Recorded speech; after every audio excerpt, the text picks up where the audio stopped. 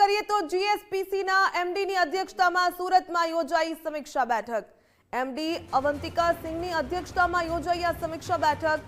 Petrol, diesel અને ગેસના પુરવઠાને અબાધિત રાખવા માટે આદેશ। 30 જૂન સુધી નવા પીએનજી કનેક્શન લેનારને 500નું ડિસ્કાઉન્ટ।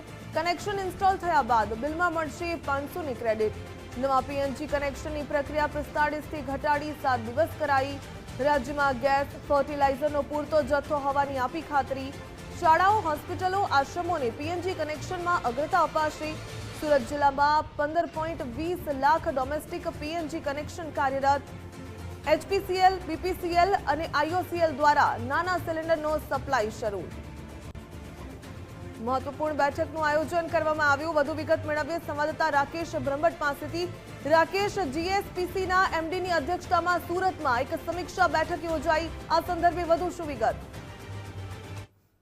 શનિવારના રોજ આ મહત્વપૂર્ણ બેઠક છે તે સુરત જિલ્લા કલેક્ટર કચેરી ખાતે મળી હતી, જેમાં જીએસપીસીના એમડી અવંતિકા સિંહ છે તે ઉપસ્થિત રહ્યા હતા। આ ઉપરાંત સુરત જિલ્લા કલેક્ટર તેમજ સંબંધિત વિભાગોના અન્ય અધિકારીગણ પણ હાજર રહ્યા હતા, જ્યાં બેઠકની અંદર તમામ વ્યવસ્થાઓને લઈને સમીક્ષા કરવામાં આવી હતી। આ ઉપરાંત તેઓએ મહત્વપૂર્ણ જાહેરાત કરતા જણાવ્યું હતું કે 30 જૂન સુધીમાં નવા ડોમેસ્ટિક પીએનજી કનેક્શન લેનાર ગ્રાહકને ₹500નું ડિસ્કાઉન્ટ પણ આપવામાં આવશે।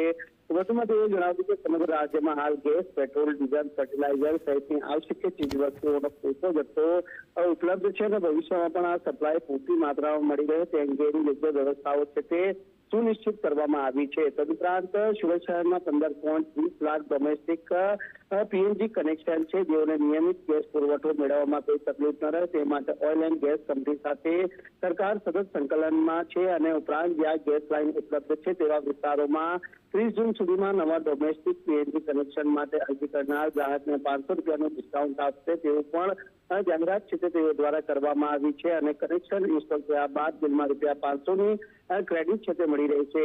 હાલ જે પ્રમાણે શ્રમિક વર્ગના લોકોને પણ છે તે નાના ગેસ બોટલો મેળવવામાં જે તકલીફો પડી રહી છે તે અંગેની સુવ્યવસ્થિત યોગ્ય વ્યવસ્થા ગોઠવવા માટેની પણ જે ખાસ સૂચના છે તે અધિકારીઓને આપવામાં આવી છે। આ સિવાય અન્ય મહત્વપૂર્ણ જે બાબતોને લઈને પણ સમીક્ષા ચર્ચા છે તે કરવામાં આવી છે।